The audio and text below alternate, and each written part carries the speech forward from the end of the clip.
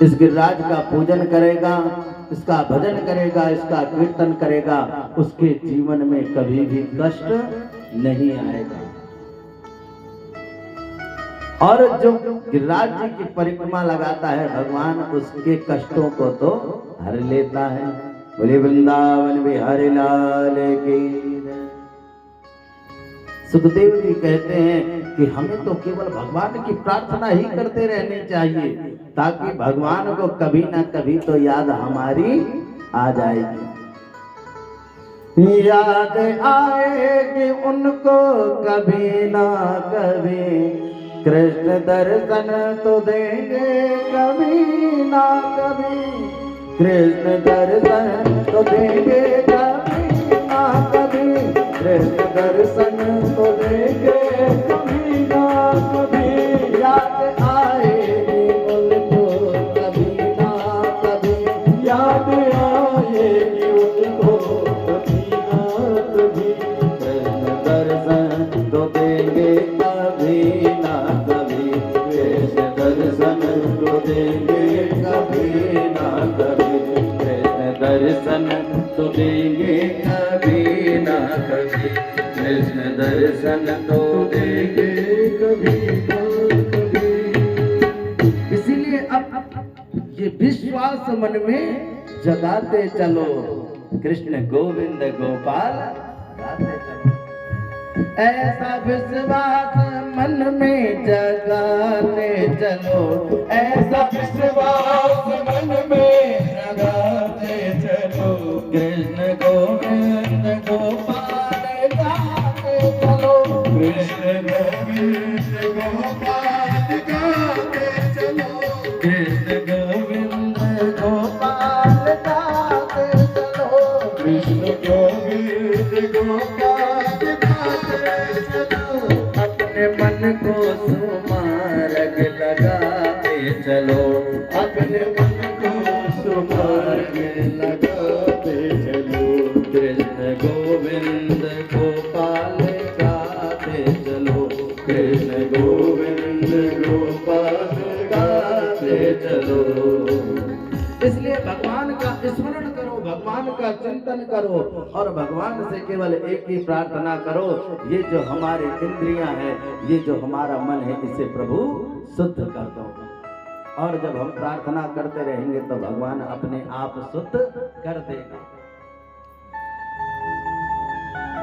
हमारा अधिकार है भगवान से मांगने का, हम भगवान के पुत्र हैं। आचार्य सुखदेव जी ने कहा भगवान की यह लीला प्रेम प्रधान है और भगवान सभी को दिखाते हैं कि मैं कुछ भी कर सकता हूं। सुखदेव जी कहते हैं राजा परीक्षित, एक बार भगवान ने मन में विचार किया कि ब्राह्मण पत्नियों पर कृपा करें। आज मेरे कन्हैया और दाऊ दादा दोनों लोग वन में जाते हैं, गौएं चराते, ग्वाल बाल संग में हैं, ग्वाल बाल संग में हैं, गौएं चराते चराते कुछ दूर निकल गए। सुखदेव जी महाराज कहते हैं राजा परीक्षित, आज कन्हैया को भूख लगी। कन्हैया ने ग्वाल बालों से कहा कि जाओ, यहीं कुछ दूर पर कुछ ब्राह्मण यज्ञ कर रहे हैं, उन ब्राह्मणों से जाओ, कुछ भोजन प्रसादी लेकर आओ, उनसे बतलाना कि कन्हैया और बलराम आए हैं, उन्हें भूख लगी है, कुछ भोजन दे दो। अब इन ब्रजवासियों को जब भेजा, ब्रजवासी गए और प्रणाम करते हैं। ये भूमि देवा शृणुतु कृष्णस्य देश कारिणा। जाते हैं, प्रणाम करते हैं। अरे ब्राह्मण देवता, हम आपको प्रणाम करते हैं।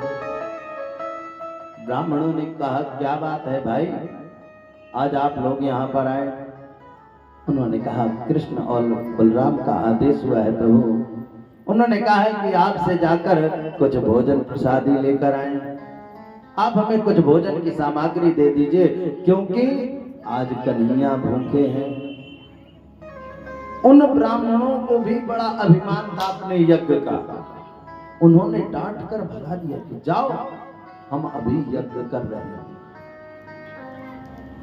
सुखदेव जी महाराज कहते हैं, राजा परीक्षित, अगर हमारे दरवाजे पर कोई भूखा आ जाए तो उसे अवश्य भोजन कराना चाहिए, उसका अत्यधिक पुण्य मिलता है, हमें भोजन कराना चाहिए। आज उन ब्राह्मणों ने उन्हें ग्वालिया कह के वापस भगा दिया।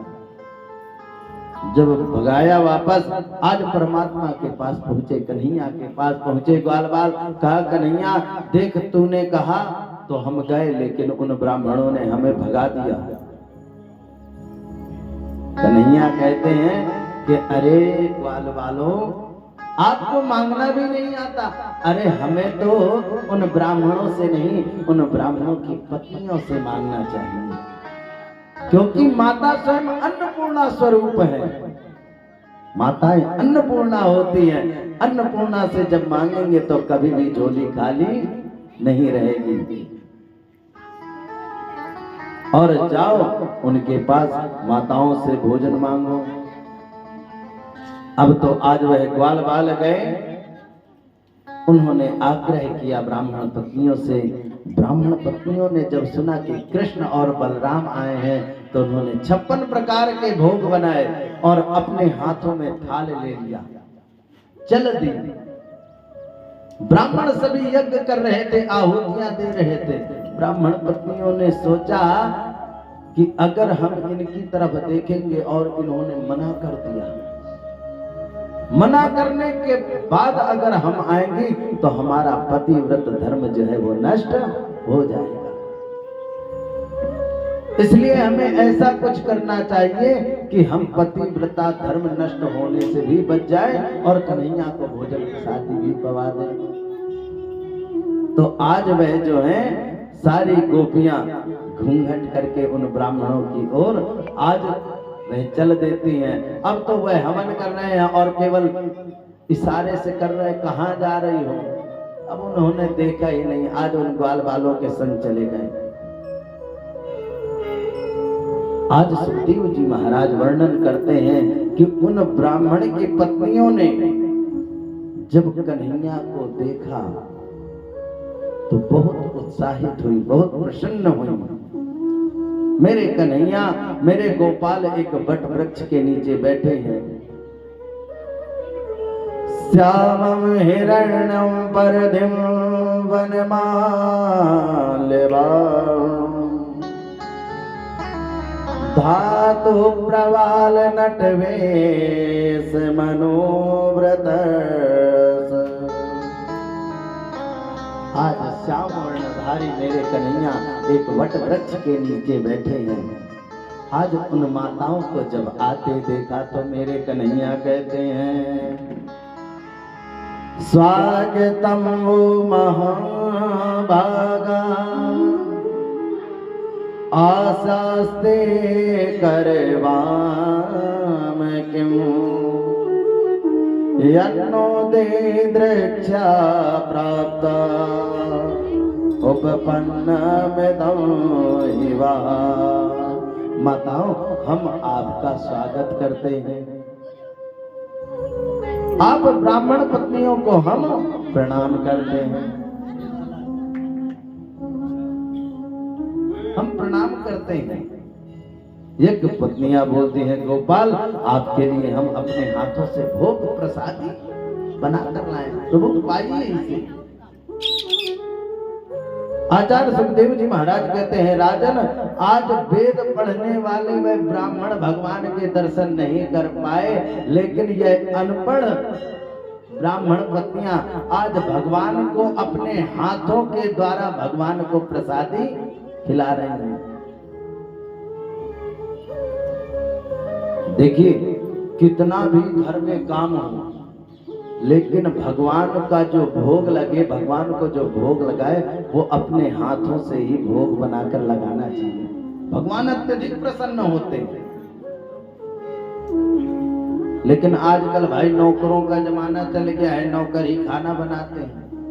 बालक को और गोविंद को इन दोनों को अपने हाथ से ही भोजन बनाकर खिलाना चाहिए। बोलिए राधे राधे। आज भगवान जो है भोजन करते हैं, वह ब्राह्मण पत्नियां अपने हाथों से भगवान को भोजन प्रसादी पवाती हैं। आज भगवान उन पर भी कृपा करते हैं। आज जब वह दर्शन भगवान के करती हैं तो बस अंतर मन से यही कहती हैं कि कन्हैया बस इसी प्रकार मेरे हाथों से भोजन करते रहो। हम कितनी अभागी हैं कि आपके आज तक हमें दर्शन करने का अवसर नहीं मिला। हम आज अपने आप को, अपने भाग्य को धन्य धन्य मानती हैं। कम से कम आप हमारे पास बैठकर, हमारी गोद में बैठकर हमारे हाथों से प्रसादी पा रहे हैं। भगवान ने आज प्रसादी पाई और प्रसादी पाने के पश्चात आज उन ब्राह्मण पत्नियों को जाने के लिए कहा। आज उन ब्राह्मण पत्नियों ने कहा, अरे कन्हैया, जब हम अपने पतियों के पास जाएंगे तो हमारे पति हमारा कहीं तिरस्कार ना कर दे, क्योंकि हमने उनके वचन के विरुद्ध जाकर वन में आकर आपको भोजन कराया है। मेरे कन्हैया कहते हैं, अरे गोपियों, अरे माताओं, अब वह आपके पति, वह पति नहीं बचे जो अभी तक थे। आपने हमारे दर्शन कर लिए, अब वह आप के दर्शन करके वो अपने आप को धन्य धन्य मानेंगे भी।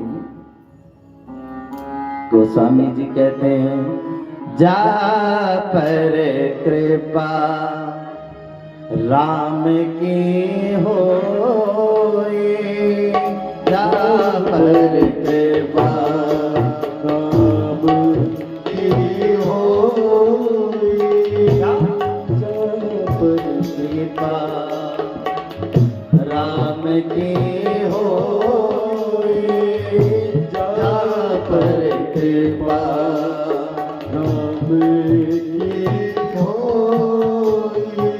करे सब कोई,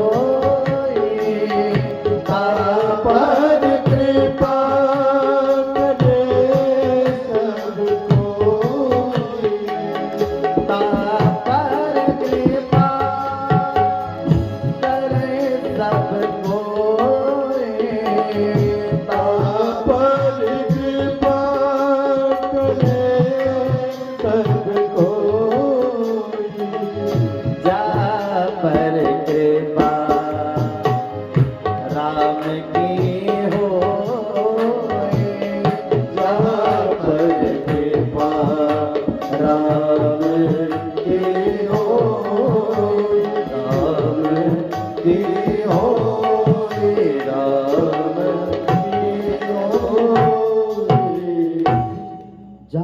कृपा राम की होई, ता पर कृपा करे सब कोई। भगवान ने कृपा की थी उन ब्राह्मण पत्नियों पर, तो आज जब वे अपने उस आश्रम में पहुंचती हैं, अपने पतियों के पास पहुंचती हैं, उनके पति यज्ञ को छोड़कर आज उन देवियों के चरणों पर साष्टांग दंडवत करने लगे। उन गोपियों ने, उन ब्राह्मण पत्नियों ने उन्हें पकड़ लिया। हे प्राणनाथ, आप ये क्या करते हैं? आज वो कहते हैं, धिक्कार है ऐसे जीवन को, धिक्कार है ऐसे जीवन को जिस यज्ञ को कर करके हम उस कन्हैया के दर्शन करना चाहते थे। हम ऐसे अज्ञानी हैं, हम इतने मदान्ध हो गए कि हम उस कन्हैया के दर्शन नहीं कर पाए। देवियों, आप धन्य हो जो उनके दर्शन कर लिए, उन्हें अपने हाथों से भोजन प्रसाद लाया है। आज वो अपने जीवन को धिक्कार करने लगे। दिग जन्मनास्ति वद विद्या, दिग बहुज्ञता,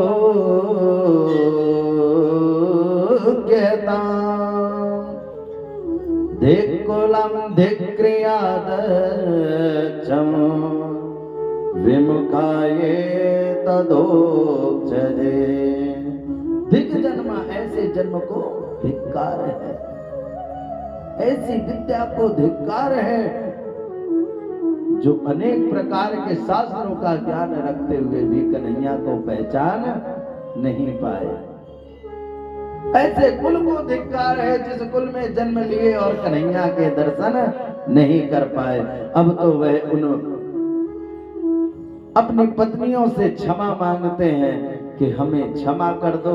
आज उन देवियों ने कन्हैया की सुंदरता का वर्णन अपने उन ब्राह्मणों से किया है। आज भगवान की कथा को सुनकर, भगवान की लीला को सुनकर आज वह ब्राह्मण आज अपने आप को धन्य मानते हैं। बोले वृंदावन बिहारी लाल की जय। सुखदेव जी महाराज कहते हैं, राजा परीक्षित आज सारे ब्रजवासी कन्हैया से कहते हैं, अरे कन्हैया, हमने देखा कि तुमने जो है 7 कोस का गिरिराज धारण कर लिया। तू कोई साधारण मानव नहीं हो सकता, तू साक्षात परमात्मा है। कन्हैया ने कही, चोरे ये बताओ तुम जबन्य का भांग खा रखो है? अभी तक कन्हैया कन्हैया, अब हमें परमात्मा कह रहे हो? उन्होंने कहा, नहीं कन्हैया, तूने उस इंद्र से हमारी रक्षा की, तू कोई साधारण जीव नहीं है, तू तो साक्षात परमात्मा है। तो बोले कि अगर मैं परमात्मा हूं तो बताओ, कोई ऐसा कार्य बताओ जो मैं तुम्हारे सामने करूं।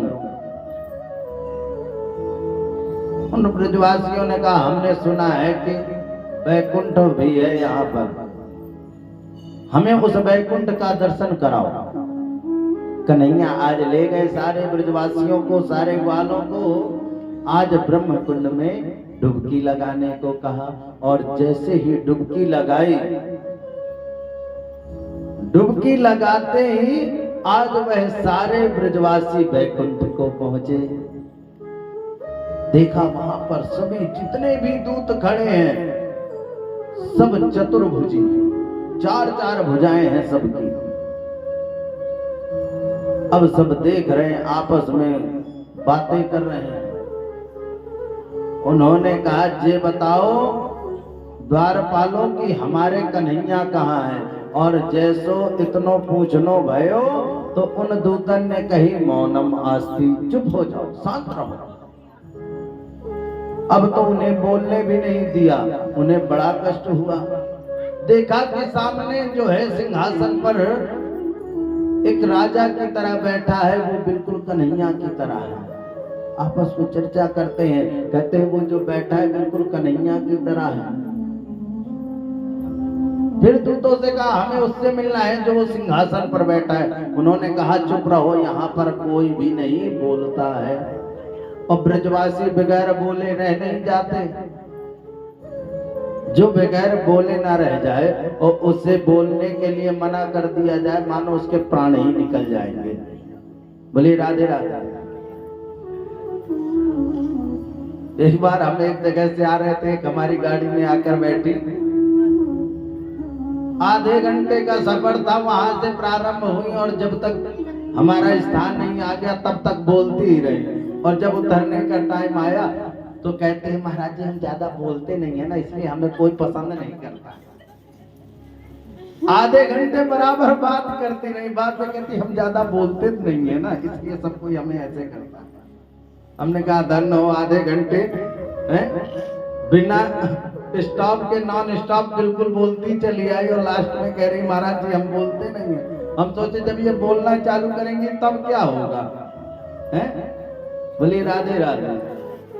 अरे राधे राधे, थोड़ा और तेज, आज एकादशी तो है नहीं